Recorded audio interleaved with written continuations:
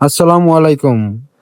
আশা করি সবাই ভালো আছেন। আমি আমার বাসায় ছোট করে একটি খামার শুরু করতে যাচ্ছি।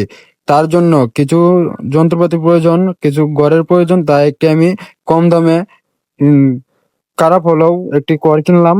ঘরটি দেখেন, ঘরটি দিয়েই শুরু করতেছি আজকের ভিডিও। আশা করি সবাই দেখবেন, ভালো লাগবে। আর খামারে কি কি পাখি আমি আনবো আর কি কি নিয়ে খামার শুরু করব সব নিয়ে বিস্তারিত।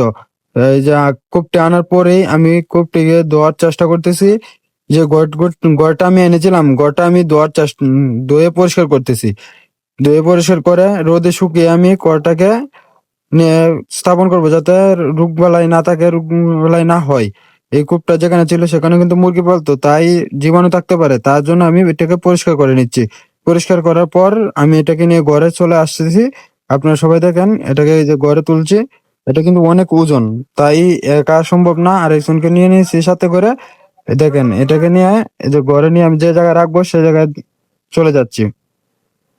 আপনারা সুন্দর মতো দেখতে থাকেন ভিডিওটা, আর দেখতে দেখতে দেখতে পারবেন আপনারা এখানে কি কি আছে, খামার কি কি, আমি কি কি দিয়ে শুরু করছি খামারটা।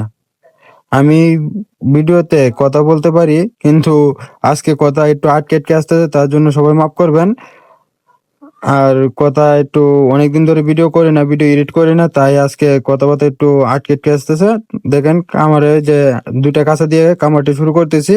আর অল্প কিছু মুরগি আর কি, মুরগি দিয়ে শুরু করতেছি। দেখেন, কালকে ভিডিওটা সম্পূর্ণ করতে পারিনি, তাই সকাল সকাল এই যে আমার খালাতো বোন, কিন্তু ও অন্য কিছু ভাববেন না, খালাতো বোনকে নিয়ে আমি কামারে কাজ করতেছি। ও মুরগি আর পশু পাখি দেখতে অনেক পছন্দ করে, তাই তারে নিয়ে ভিডিও শুরু করছি। সে আমার সাথে প্রতিদিন এই মুরগিগুলোকে দেখে, মুরগিগুলোকে ছাড়ি তো, তাই সে আমার সাথে যায়। তাই তাকে নিয়ে যাচ্ছি ভিডিওতে, দেখতে থাকেন। এই যে প্রথমে আমার কামারে আমি আগে গেটটা খুলে নিই, গেটটা খুলে নিয়ে তারপর কামারে ভিডিও শুরু করি।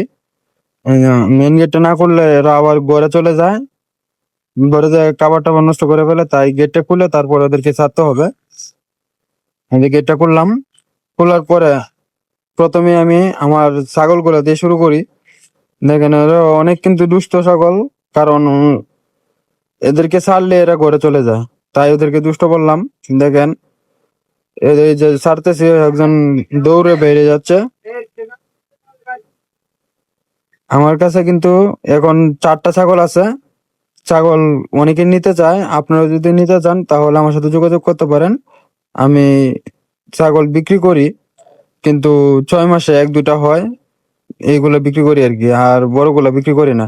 এই ছাগলগুলো ছেড়ে দিলাম। ছাগলগুলো যে বাইরে ওয়েট করতেছে খাবারের জন্য, তারা কিন্তু খাবার না খেয়ে এখান থেকে যাবে না।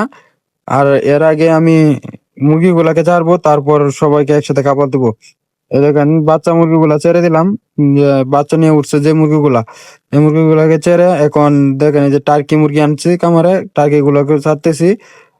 টার্কি গুলা কিন্তু আমি এতটুকু পরে আনছি, কিছুদিন হয়েছে আনছি আর কি খামারে, কারণ খামার নতুন করে শুরু করতেছে, আগে কোনো কিছু ছিল না আমার খামারে। টার্কি গুলা দেখেন বাইরে কি খুশি।